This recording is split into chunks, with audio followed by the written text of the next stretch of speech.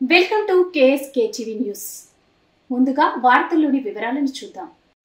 గుత్తి pensioner భవనంలో CV Raman జయంతి, బిపిన్ చంద్రపాల్ జయంతి కార్యక్రమం అనంతపురం జిల్లా గుత్తి పట్టణంలోని శుక్రవారం పెన్షనర్స్ అసోసియేషన్ ప్రెసిడెంట్ అబూబకర్, కోశాధికారి జెన్నై కుళ్ళాయి బాబు ఆధ్వర్యంలో ఘనంగా నోబెల్ గ్రహీత భారతరత్న సివి రామన్ 137వ జయంతి మరియు స్వాతంత్ర సమరయోధుడు బిపిన్ చంద్రపాల్ 167వ జయంతి కార్యక్రమాన్ని నిర్వహించారు.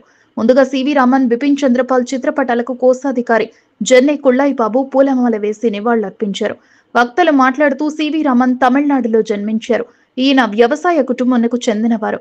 ఈయన 18వ ఏటనే తను రాసిన కాంతికి సంబంధించిన ధర్మాలపై పరిశోధన వ్యాసం లండన్ మ్యాగజైన్ లో ప్రచురితమైంది. ప్రయోగశాలల పరికరాలతో వికసించుదురు.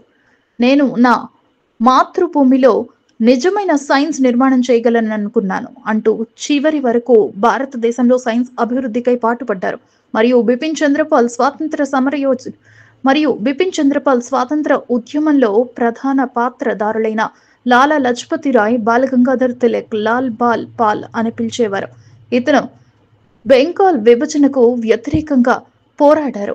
జాతీయోద్యమ పత్రిక వందే మాతరంను స్థాపించారు అని కోశాధికారి జెన్నై కుళ్ళాయి బాబు తెలిపారు.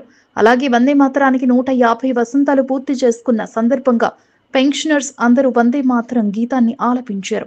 ఈ కార్యక్రమంలో ప్రెసిడెంట్ అబూబకర్, కోశాధికారి Jennai Kullayi Babu, secretary Rammohan, vice president Sheikshavali, Narayana Reddy, Govindappa, Devadas, Chennareddy, Lakshminarayana Reddy, Samuel, Narasimhulu తదితరులు పాల్గొన్నారు.